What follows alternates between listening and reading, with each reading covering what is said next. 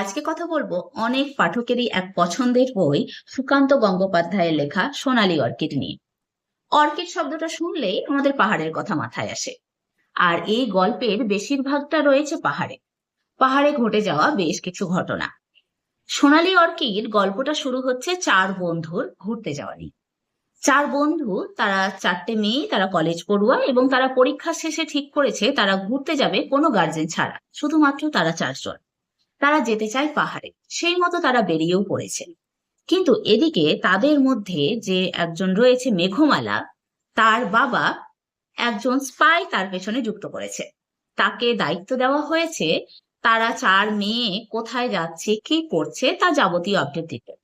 এবং সেই কাজে নিয়োগ করা হয়েছে সাক্ষ্যকে, যে একেবারে অপটু এই কাজে। সে কখনো এরকম কাজ করেনি, কিন্তু বেকার মানুষ, সে চেষ্টা করছে একটা কাজের, এবং তাকে তার দাদা বলেছে এই কাজটা যদি সে ভালো মতো উতরে দিতে পারে, তবে তাকে এই কাজের দায়িত্ব দিয়েছে তার কোম্পানিতে হয়তো কোনো কাজ পেয়ে যেতে পারে। তো সে চাকরির আশায় সে কাজটা করতে বাধ্য হয়েছে। অবশ্য তার জন্য বেশ একটা মোটা মজুরিও পাচ্ছে। পৌঁছে গেছে তারা সুনতালে খোলায়। এই সুনতালে খোলা খুব সুন্দর একটা জায়গা। যদিও এই সুনতালে খোলায় যে ঘটনাগুলো ঘটেছে পরপর, সেগুলো কিন্তু খুব একটা সুন্দর নয়। এই চার বন্ধুকে ফলো করে কি এমন কথা সাক্ষ্য জানতে পারলো, বা তাদের জীবনের ঘটে যাওয়া কোন কোন ঘটনার সঙ্গে সে নিজেও জড়িয়ে পড়লো। তো এই নিয়ে রয়েছে সোনালী অর্কিড পুরো গল্পটা।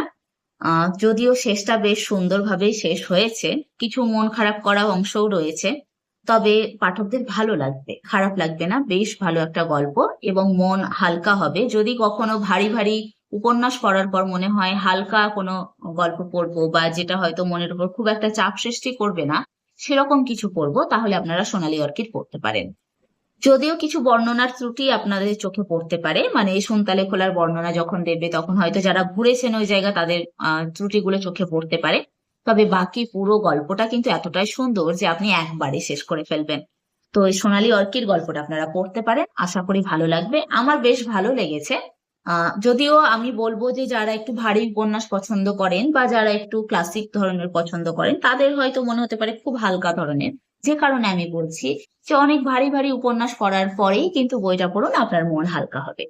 আর পড়ার পর কিন্তু অবশ্যই জানাবেন আপনার কেমন লাগলো। ধন্যবাদ।